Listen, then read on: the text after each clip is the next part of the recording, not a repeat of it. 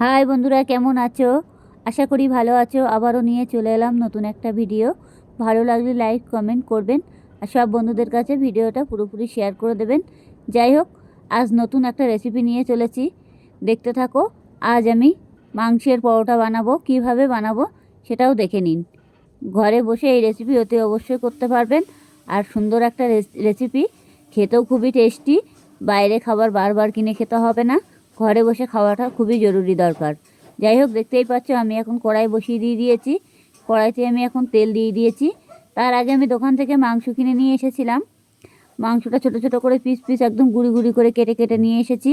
এনে বাড়ি এনে মাংসটাকে ভালো করে 3-4 বার ধুয়ে নিয়েছি। মাংসটা ধুয়ে ভালো করে চিপড়ে জলটা ফেলে দিয়েছি। দিয়ে অলরেডি সেই মাংসর ভিতরে আমি লবণ, হলুদ, জিরের গুঁড়ো, সামান্য একটু শুকনো লঙ্কা, এইগুলো দিয়ে আমি মাংসটা মেখে নিয়েছি। 1 ফোঁটা তেল দিয়ে মেখে নিয়েছি। এবার আমি ছোট ছোট করে আলু কেটে নিয়েছি। এবার আলুটা আমি তেলের ভিতরে দিয়ে দিচ্ছি। এই দেখো, আলুটাকে ভালো করে ছোট ছোট করে ঘুগনির আলুর মতো করে কেটে নিতে হবে। নিয়ে এটাকে ভালো করে ভাজতে হবে, লাল লাল করে ভেজে ফেলতে হবে। অতি অবশ্যই এটা হালকা একটু লবণ দেবে, এটা কোনো জলভাব থাকবে না, আর তো কোনোভাবে জল দেওয়া যাবে না। যাই হোক, দেখতেই পাচ্ছ আমি এখন এটাকে ভালো করে ভেজে নেব। সুন্দরভাবে লাল লাল করে ভেজে নিতে হবে অলরেডি। যতক্ষণে না ভাজা হবে ততক্ষণে তোলা যাবে না। এটা যেটি হোক মাংসর ভিতরে দেওয়া যাবে, সেই কারণে। যাই হোক, এটাকে আমি ভালো করে তার আগে আমি ভেজে নিচ্ছি অলরেডি। এবার আমি যে মশলাটুকু দেবো সেগুলো আমি গুছিয়ে নিয়েছি। মশলা হতে 2খানা পেঁয়াজ দিয়েছি, 1খানা টমেটো। পেঁয়াজ দুটো ভালো করে ঘষে নিতে হবে। একটু আদা কুচি, 2-3 কোয়া রসুন, এটুকু দিতে হবে। আর অবশ্য তেলে কোনো মশলা না দিলেও চলবে, কোনো মশলা দেওয়ার দরকার নেই তেলের ভিতরে। আমি তো যা দেওয়ার মাংসর মধ্যেই দিয়ে দিয়েছি। আমি আবারও বলছি মাংসের ভিতরে কি কি দিয়েছি। সেটা হচ্ছে লঙ্কার গুঁড়ো, হলুদ, লবণ, জিরের গুঁড়ো, তেল, এইটুকু দিয়ে ভালো করে মেখে নিতে হবে। মাংসটা ভালো করে সুন্দরভাবে মেখে নিতে হবে। যাই হোক, আমার আলুটা দেখতে পাচ্ছ ভাজা হয়ে গেছে। এই যে পুরোপুরি ভাজা হয়ে গেছে, দেখতে পাচ্ছ। এখন আমি তুলে নিচ্ছি আলুগুলো। এবার আমার যে কড়াইতে যে তেলটা আছে সেটা আমি আদা কুচি আর রসুন কুচি যেটা ছিল সেটা আমি এখন তেলের মধ্যে দিয়ে দিলাম। এই যে, এটা আবার বেশি তেল দেওয়া যাবে না। যেটি হোক, তেলটা পুরোপুরি মানে বেশি হয়ে গেলে তখন রুটির সাথে পরোটার সাথে মানে আটকাবে না, ছাড়িয়ে যাবে। যাই হোক, এটাকে আমি দিয়ে এখন ভালো করে নাড়াচাড়া দেবো। 3টে লঙ্কা দিয়ে দিয়েছি, অল্প একটু গুঁড়ো লঙ্কা দিয়েছি। আপনারা যেমন লঙ্কা খাবেন তেমন দেবেন, আপনাদের ব্যাপার। আপনারা যেমন খাবেন লঙ্কাটা তেমন দিতে পারবেন। যাই হোক, এটাতে দিয়েছি লঙ্কাগুলো কোনো ঝাল নেই, যার জন্য আমি হালকা একটু গুঁড়ো লঙ্কা দিয়ে দিয়েছি। আর গুঁড়ো লঙ্কাটা তো অবশ্য দিতেই হবে মাংসের ভিতরে, অল্প একটু না দিলে হবে না। যাই হোক, এটাকে এরকম লঙ্কাগুলো ভালো করে ফাটিয়ে ফাটিয়ে দিতে হবে। দিয়ে এটাকে ভালো করে ভেজে নিতে হবে। আদা আর রসুনটা যাতে কাঁচা গন্ধ ভাবটা না থাকে। কাঁচা গন্ধ ভাব থাকলে কিন্তু ভীষণ বাজে লাগবে খেতে। একটু ভালো করে লাল লাল করে ভেজে নিতে হবে। দেখতেই পাচ্ছ অনেকটা আমার আদাটা রসুনটা পুরোপুরি ভাজা হয়ে গেছে। এবার যে আমার পেঁয়াজটা ছিল সেটা আমি দিয়ে দেবো। এই যে পেঁয়াজটা আমি দিয়ে দিচ্ছি, দেখতেই পাচ্ছ। এই যে ঘষে নিয়েছি পেঁয়াজগুলো, এই দেখো পেঁয়াজটাও দিয়ে দিলাম। দিয়ে এটাকে আমি এবার ভালো করে সুন্দরভাবে ভেজে নেব। আমি টমেটোটা তার আগে কাঁচা টমেটোটা ভালো করে কুচি করে আমি মাংসের মধ্যে দিয়ে মাখিয়ে রেখে দিয়েছি। মাংসটা কিছুক্ষণ মাখিয়ে রেখে দিতে হবে, 2-3 মিনিট মতো, যাতে মশলাটা মাংসের ভিতরে পুরোপুরি ঢুকে যায় আর খেতেও খুবই টেস্টি লাগবে। যাই হোক, এটাকে আমি এখন পেঁয়াজটা অলরেডি ভালো করে ভেজে নিতে হবে। পেঁয়াজের গন্ধভাবটা, কাঁচা গন্ধভাবটা যেন না থাকে। দেখতেই পাচ্ছ একদম পুরো শুকনো শুকনো হয়ে গেছে। আর এটা আমার পুরো লাল লাল হয়ে গেছে, ভাজাও হয়ে গেছে। দেখতেই পাচ্ছ এরকমভাবে ভেজে নিতে হবে যাতে কোনো ঝোল ভাব না থাকে আর যাতে কোনো কাঁচা গন্ধটা না থাকে। কাঁচা গন্ধ থাকলে কিন্তু তাহলে এটা খাওয়া যাবে না, একদম বাজে লাগবে। আর তখন মানে সমস্যা হয়ে যাবে খেতে গেলে, কাঁচা কাঁচা ভাব। এমনিতে যেমন মাংসটা রান্না করে সেটা তেমনভাবেই করতে হবে, কিন্তু সেটার থেকে এটা পুরোটাই অন্য ধরনের। যাই হোক, এবার দেখো যে আমি মাংসটা মাখিয়ে রেখে দিয়েছিলাম, সেই মাংসটা আমি এখন দিয়ে দিচ্ছি। আর এরকম ছোটো ছোটো করে পিস করে কেটে নিয়ে আসতে হবে দোকান থেকে। চাইলে বাড়িতে বসেও কেটে নিতে পারো, কোনো অসুবিধা নেই। বাড়িতে কাটতে গেলে অনেকটা টাইম লেগে যাবে। এবার ঘরে বসে কাটতে গেলে তো অনেকটা টাইম লেগে যাবে, যার জন্য দোকান থেকেই নিয়ে এসেছি কেটে। দোকান থেকে বললে কেটে দেবে, অসুবিধা নেই। এবার এটাকে ভালো করে ভেজে নিতে হবে। ভাজতে ভাজতে দেখবে একটা জল ভাব চলে আসে মাংসের ভিতরে, সেটাও যেন না থাকে। পুরোপুরি ভাজা করে একদম করে ফেলতে হবে। আর গ্যাসটাকে বাড়িয়ে দিতে হবে, আবার দেখবে যাতে পুড়ে না যায় সেরকম মানে করবে না। পুড়ে গেলে কিন্তু ভালো লাগবে না। গ্যাসটাকে যখন দেখবে হালকা কড়াইতে লেগে যাচ্ছে তখন একটু কড়াইয়ের জালটা কমিয়ে দেবে, তাহলে এটা আর লেগে যাবে না। এইভাবে পুরোপুরি মাংসটা পুরোপুরি ভেজে নিতে হবে। যাই হোক, এখন আমি ভালো করে মাংসটা ভেজে নেব। অলরেডি মাংসটা না ভাজা পর্যন্ত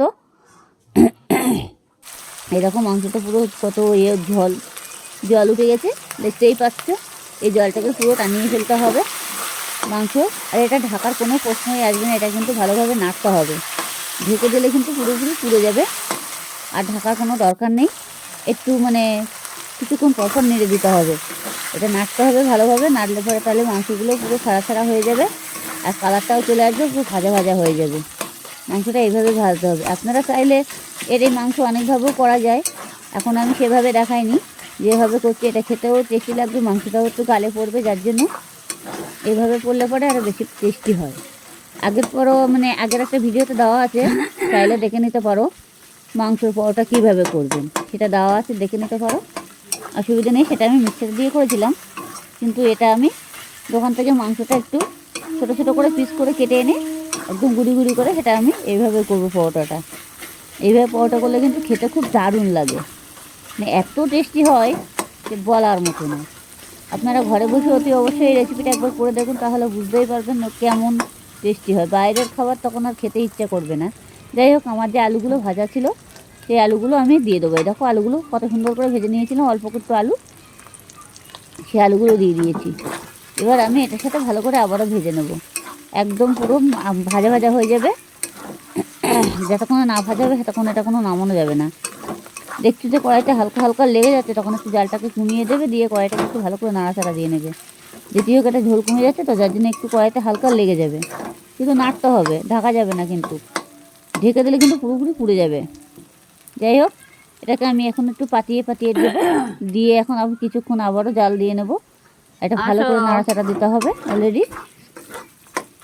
দেখো আমার মাংসের ঝোলটাও কত সুন্দর, একদম পুরো ভাজা হয়ে গেছে, ঝোলটাও নেই।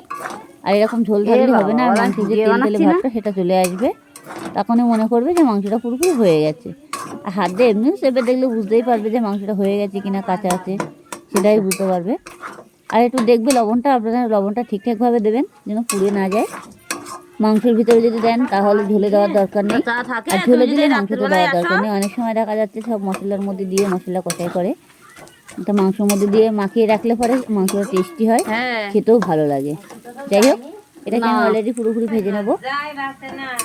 দেখো আমার পুরোপুরি ভালো করে ভেজে নিতে হবে, আর অবশ্য ভাজা হয়েও গেছে অলরেডি। কড়াইতে কিন্তু লাগালাগির কোনো চিন নেই, দেখতেই পাচ্ছ। সে এখন খুন্তি দিয়ে এরকম করে দেবে, মাংসগুলো আরও হয়ে যাবে, গলে যাবে। আর মাংসগুলো কত বড় বড় ছিল, কিন্তু মাংসগুলো পুরো ভাজা হয়ে গেছে অলরেডি, একদম পুরো মাংস ভাজা হয়ে গেছে।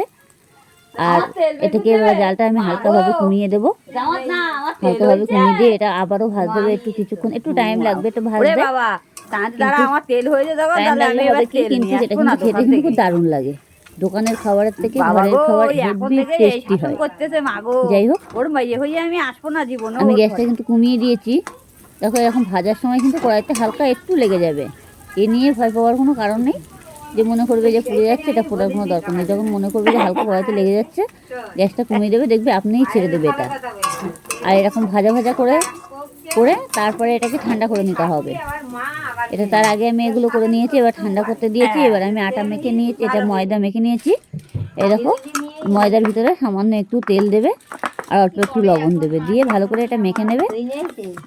আমি তার আগে দিয়ে নিয়েছি সেটা, তেল দিয়েছি। আমার এমন টাইম ছিল না হাতে, যার জন্য ছেলেটা বেরোবে বলে সেই কারণে আমি এটা করে নিলাম। যাই হোক, এটাকে ভালো করে মেখে নিতে হবে, মাখা হয়ে গেছে, একটু ঠাসতে হবে। শেষে এখন আমি দলাগুলো কেটে নেবো, দলাগুলো একটু বড় বড় করে কাটতে হবে, বেশি ছোটো কাটা যাবে না। যেটি একটু মোটা মোটা করে পরোটাগুলো বানাতে হবে। দেখতেই পাচ্ছি আমি দলাটা কেটে নিচ্ছি। এরকমভাবে সব দলাগুলো পরপর আমি পুরো দলাগুলো সব কেটে নেবো। একে একে দলাগুলো অলরেডি কাটা না হয়ে যাওয়া পর্যন্ত আমি বেলতে পারছি না। আর পুরোপুরি দলাগুলো এইভাবে কেটেই নিতে হবে সুন্দরভাবে। আটাগুলো কিন্তু ময়দাটা কিন্তু ভালোভাবে মাখতে হবে। এটা কিন্তু আটা না, এটা কিন্তু ময়দা, বারবার বলছি এটা ময়দা। যাই হোক, ময়দাটা একটু তেল দিয়ে একটু লবণ দিয়ে ভালো করে ময়ান দিয়ে মেখে নেবে, যাতে পরোটাটা ভাজার সময় চিট না হয়ে যায়। চিট হয়ে গেলে কিন্তু হবে না, চিট হয়ে গেলে তাহলে কিন্তু মানে 2 হাত দিয়ে ছিঁড়তে হবে আর কি। দেখো আমার সব দলাগুলো অলরেডি কাটা হয়ে গেছে। আমার একটা দলা হয়তো বেশি হয়ে গেছে, 2টো করে রুটি একসঙ্গে হবে, সেটা আমি অন্যভাবে করে নেবো। যাই হোক, এবার এখানে এই দলাগুলো হয়েছে, এই যে এখানে হচ্ছে তোমার কটা পরোটা হবে, 4টে পরোটা হবে। যাই হোক, একটা দলা বেশি হয়ে গেছে, 9খানা দলা হয়ে গেছে আমার, তাতে কোনো অসুবিধা নেই। এই যে 4টে পরোটা হবে। দেখো আমি যে মাংসটা থালায় ভেজে রেখেছিলাম সেটা আমি ভেজে নিয়ে তুলে রেখেছি, থালায় করে নিয়েছি। এবার পরোটাগুলো বেলে নিতে হবে, রুটিগুলো এবার বেলে নিয়ে আমি একটা থালার মধ্যে রেখে দেবো। এখন ভালো করে বেলে নিতে হবে, একটু গোল করে, সবই একই সাইজ করতে হবে যাতে বড় ছোট না হয়ে যায়। বড় ছোট হয়ে গেলে কিন্তু হবে না, তাহলে কিন্তু আপনারা করতে পারবেন না, সেট করতে পারবেন না। যাই হোক, এই দেখো সহজ উপায়, একদম পুরো সহজ উপায়। জাস্ট মাংসটা একটু করতে যে টাইম লাগবে, তাছাড়া পরোটাগুলো ভাজতে কোনো টাইম লাগবে না, খুব ঝটপট একটা রেসিপি। এভাবে মাংসগুলো পুরোপুরি সাজিয়ে সাজিয়ে দিতে হবে। এবার সাজিয়ে সাজিয়ে দেখছো আমি দিচ্ছি কীভাবে, সেভাবে দেখে নাও। এইভাবে সাজিয়ে সাজিয়ে দিলে আর যে তেল হাতটা, সেই তেল হাতটা সাইডে লাগিয়ে দেবে যাতে এটা ছাড়িয়ে যাবে না, সেরকমভাবে তেল হাতটা দিয়ে নেবে। এবার আমি আরেকটা রুটি এর উপরে চাপা দিয়ে দেবো। এই দেখো এইভাবে চাপা দিয়ে এটাকে ভালো করে আটকে দিতে হবে। আটকে দিয়ে সাইডগুলো ভালো করে চেপে চেপে দিতে হবে। চাইলে মুড়িয়েও দিতে পারো, কোনো অসুবিধা নেই। মুড়িয়ে দিলেও খুলবে না, চেপে দিলেও খুলবে না, অসুবিধা নেই। তাকে এইভাবে চেপে চেপে দিতে হবে আঙুল দিয়ে দিয়ে, তাহলে এটা খোলার কোনো ব্যাপার নেই। এই যে দেখতেই পাচ্ছ আমি চেপে চেপে দিলাম এটা। এবার দিয়ে এটাকে আমি তুলে নেব। এটা আমার অলরেডি হয়ে গেছে, দেখেছো? এটাকে আমি পুরোপুরি তুলে নেব। এই করে পরোটাগুলো সব সেট করে নিতে হবে অলরেডি। নিয়ে আমি একটা পাত্রে নিয়ে নিচ্ছি। আবারও একটু একটু করে চেপে দিতে হবে আঙুল দিয়ে দিয়ে। এই যে এরকম চেপে দিলে খুলবে না, দেখেছো? এভাবে চেপে চেপে দিতে হবে, তাহলে কিন্তু খোলার কোনো ব্যাপার নেই। যদি মুড়িয়ে দিতে পারো মুড়িয়ে দেবে, কোনো অসুবিধা নেই। মুড়িয়ে দিলে আরও বেশি ভালো হবে। যাই হোক, আমার হাতে সময় কম, তার জন্য আমি এইভাবে দিলাম। এই যে আমি আবারও করে নেব পরোটাগুলো, একে একে পরোটাগুলো সবগুলো করে নেব। 4টে পরোটা পুরোপুরি ঘরে বসে করে নিচ্ছি। আমার বাইরে খাবারও কোনো কেনার দরকার নেই, আর খাবার দরকারও নেই বাইরের খাবার। ঘরে বসে চাইলে এইভাবে করে খেতে পারবে। আর এমনি দোকান থেকে এরকমভাবে খাবার খেতে গেলে তো সেভাবে দেবে না, আর তার বাইরের খাবার আর ঘরের খাবার অনেক পার্থক্য আছে। যাই হোক, এবারে আমি আবারও সেরকমভাবে করে নেব।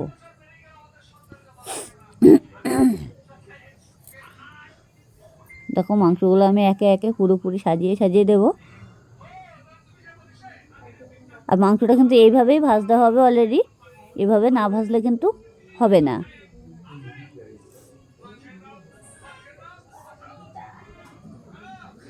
আমার একে একে পরোটাগুলো সবগুলো হয়ে গেল, দেখতেই পাচ্ছ। আবারও এরকমভাবে তেলগুলো একটু সাইড সাইড লাগিয়ে দিতে হবে। লাগিয়ে দিলে পরে তাহলে এটা খুলবে না। আমি আবারও চাপা দিয়ে দেবো। এই যে দেখেছো, কিন্তু রুটিগুলো বেলার সময় কিন্তু একই সাইজ বেলতে হবে, তাহলে কিন্তু হবে না। রুটি একই সাইজ না বেললে বড় ছোট হয়ে গেলে কিন্তু সেট করতে পারবে না। এই যে এরকমভাবে আঙুল দিয়ে দিয়ে চেপে দেবে। চাইলে মনে করবে না আঙুল দিয়ে দেবো না, আমি মুড়িয়ে দেবো, সেটাও দিতে পারবে, কোনো অসুবিধা নেই। কিন্তু খুলে না যায়, সেরকমভাবে করবে যাতে খুলে না যায়। খুলে গেলে তাহলে কিন্তু পুরোটাই উঠে যাবে আর মাংসগুলো তাহলে বেরিয়ে যাবে।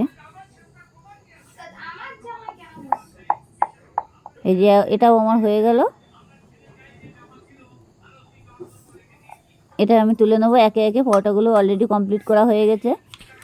এবার আমি ভাজা শুরু করে দিয়েছি। এই দেখো, দেখতেই পাচ্ছ। গ্যাসটাকে একটু মানে বেশি বাড়িয়ে দেওয়া যাবে না, হালকা আঁচে করতে হবে। একটু তেল দিতে হবে, যেমন পরোটা ভাজো তেমনভাবে তেলটা দেবে। এই দেখো হয়ে গেছে, দেখেছো? এবার আমি বাকি পরোটাগুলো আবারও ভেজে নেব। একটা আমি মুড়িয়ে দিয়েছি, সেটা আমি দেখাচ্ছি। এরকম মুড়িয়ে দিলে এরকম হবে। ভালো লাগলে লাইক কমেন্ট করবেন।